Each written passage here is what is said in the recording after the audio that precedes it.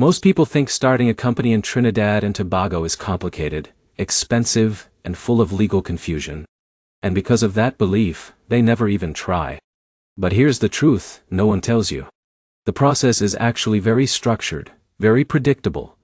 And once you understand the exact steps, you can move through it much faster than you expect. And here's something even more important. One small mistake in the beginning, like choosing the wrong business structure or skipping a registration step, can cost you weeks of delays and unnecessary fees.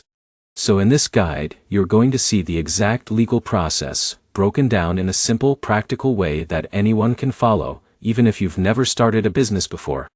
And stay with me, because in a few minutes I'll show you the most common mistake new entrepreneurs in Trinidad and Tobago make that silently gets their application delayed without them even knowing it. Now, let's start with the foundation. Before you even register anything, you need to understand how businesses are structured in Trinidad and Tobago. This is where most beginners get confused, and this confusion leads to wrong decisions. In Trinidad and Tobago, you usually have three main paths. You can operate as a sole trader, you can form a partnership, or you can incorporate a limited liability company under the Companies Act. And here's where it gets interesting. Most serious businesses choose incorporation because it separates your personal money from your business liabilities. That means if something goes wrong in the business, your personal assets are generally protected. But here's the catch. Incorporation also comes with more compliance requirements. And this is where many people hesitate. But don't worry, because we're going to break it all down step by step. Now imagine someone named Alex in Port of Spain. Alex wants to start a small logistics company. If Alex registers as a sole trader, the setup is quick, but he is personally responsible for every debt. If he incorporates, the process takes a bit longer, but his personal risk is much lower. This is the kind of decision you need to make first. And here's a curiosity point for you. In a minute, I'll show you how choosing the wrong structure can actually increase your tax burden without you realizing it. Now let's move to the first official step in starting a company in Trinidad and Tobago. Step 1 is choosing and reserving your business name. This might sound simple, but it's more important than most people think. Your company name must be unique and approved by the company's registry. If your chosen name is too similar to an existing company, it will be rejected, and you'll have to start over. So you need to do a name search first. You submit your proposed name to the registrar, and they check if it's available. Once approved, you can reserve it for incorporation. Here's where people often make a mistake. They rush this step and pick a name without checking trademark conflicts or spelling variations. That leads to rejection delays that could have been avoided. And here's a quick retention insight. Later in this video, I'll show you how a simple naming strategy can actually improve your brand credibility from day one, especially if you plan to expand outside Trinidad and Tobago. Now, once your name is approved, you move to the incorporation stage. This is where things become official. To incorporate a company in Trinidad and Tobago, you need to prepare legal documents. These typically include your articles of incorporation, details of your directors, your registered office address, and your share structure. Think of this as the legal blueprint of your business.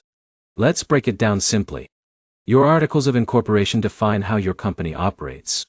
It includes what the business does, how decisions are made, and how shares are distributed. Your directors are the people responsible for managing the company. In many small businesses, this is just the founder and maybe one additional person. Your registered address is the official location where government notices will be sent. And your share structure defines ownership. For example, you might own 100% of the shares, or you might split ownership with a partner. Now here's where most beginners get stuck. They overthink this stage. They assume they need a lawyer for everything.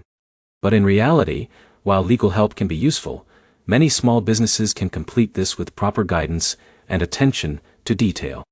And here's a key moment. This is where most applications get delayed. Small errors in documentation, like inconsistent names or missing signatures, can send your application back for correction. Now let's move forward. Once your documents are ready, you submit them to the company's registry for incorporation. This is the official government body that handles company registration in Trinidad and Tobago. After submission, they review your documents. If everything is correct, your company gets approved, and you receive a certificate of incorporation. This certificate is extremely important because it legally confirms your company exists. Now pause for a second, because this is important. At this point, many people think they are fully ready to start operating. But they are not. There are still several legal registrations required before you can fully run your business. And in a moment, I'll show you exactly what happens if you skip those steps, because the consequences are more serious than most people expect. Now let's move to taxation and business registration. After incorporation, you must register with the Board of Inland Revenue, commonly known as BR.OIL. This is where you receive your tax identification number. Without this, you cannot properly operate a business in Trinidad and Tobago. If your business income exceeds a certain threshold, you may also need to register for value-added tax, commonly known as VAT. This depends on your annual turnover, so it's important to track your income carefully. Here's where a lot of new entrepreneurs get surprised. They think tax registration is optional or something to deal with later. But in reality, operating without proper tax registration can lead to penalties. Now let's add another layer. If you plan to hire employees, you must register with the National Insurance Board, known as NICS.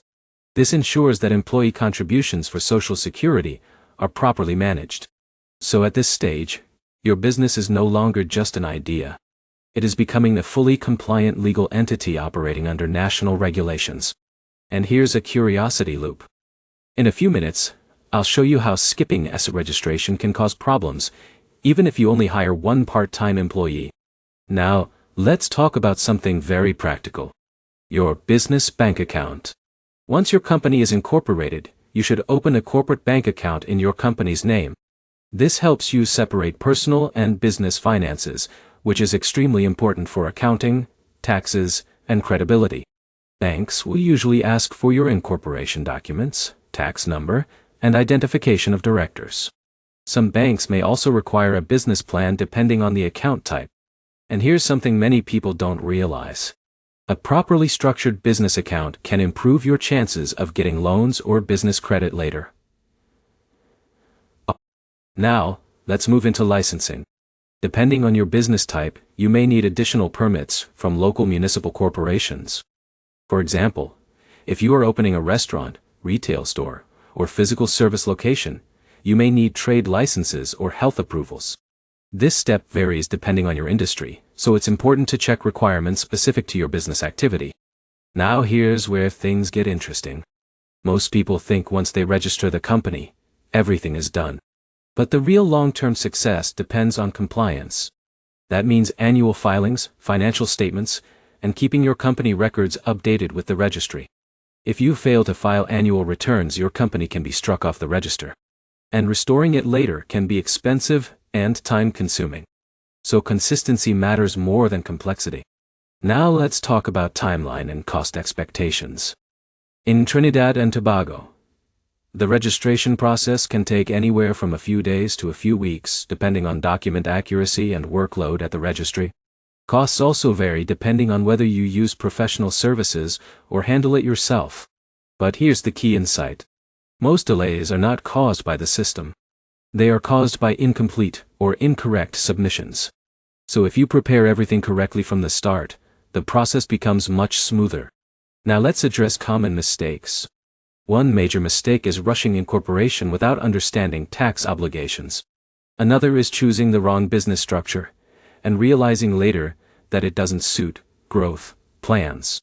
And another big one is ignoring post-registration compliance like NI and annual filings.